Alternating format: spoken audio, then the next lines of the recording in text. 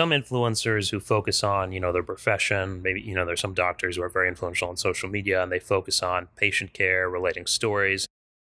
But you are someone now where your daughter is such a big influencer, has such a big following. And not only is she sharing things that she's involved with, but she's sharing you, she's sharing the family. So it's almost like your whole family is on social media. Your whole family is on the internet. Actually, That's you're absolutely very right. different. What's that like? Yeah, so it did take some period of adjustment because basically, like I have a lot of employees and technicians that follow Shivani just because they can get the inside scoop on myself per se. A lot of times I may go to work and I don't even think about it, but people have already known what I've done on the weekend or things like that. So, I think one of her biggest things is authenticity. And the thing that she really preaches is a lot of what we see on social media has been curated, meaning that you just see the best side of things, like people went on a trip, this, that, whatever. And her whole thing is that there's a journey everyone goes through.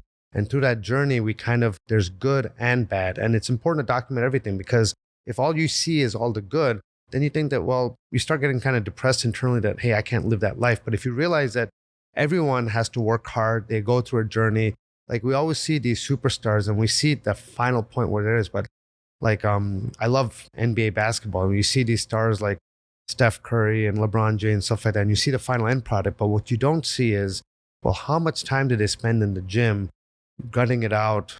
I mean, missing shots, stuff like that. So I think that's something that she's really into. And so from that standpoint, as long as we just act normal, I mean, a lot of times we poke fun at ourselves and the whole family gets into it. And I mean, I think a lot of times I'll have just last weekend, I had someone come up to me and say, oh, I saw you went to Costa Rica last weekend and you did this, this, and this. And I was like, I'm kind of gotten used to it at this point in time that things are out there per se. What was it like when the cameras were first on you?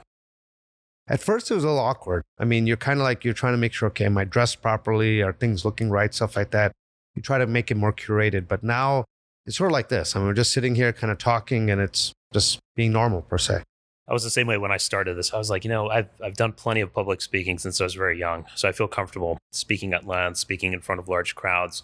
But I've never spoken exclusively in front of a camera before. So I was like, okay, I know the conversation is going to flow. I know the audio video quality will be fine. But I wonder how I'm going to react when the lights are on me, when the camera's on me continuously. And I felt the same way at first. I recorded a bunch of stuff and it was easy to kind of get used to talking or looking directly at the camera. But I was so worried about, okay, what does my hair look like in the shot? What do the clothes look like? What is the lighting? And now I just like, I don't even care. Well, it's sort of like the same way that if you, like when we're performing surgery or we're doing LASIK and stuff like that, we've got these huge windows where everything is just out in the open. We have family watching, things like that. And at the very beginning, it can be very nerve-wracking. But then after a period of time, you start just acting like normal and don't even think that someone's watching you. And I think it's one of those things, it takes time. You develop confidence in what you're doing, but you feel comfortable with that overall. Yeah, and then you realize it's one of those things, if you don't really care that much, if you're in it authentically for your own experience and not so much maybe what someone else is going to think or perceive or judge you as, then it doesn't really matter. So right.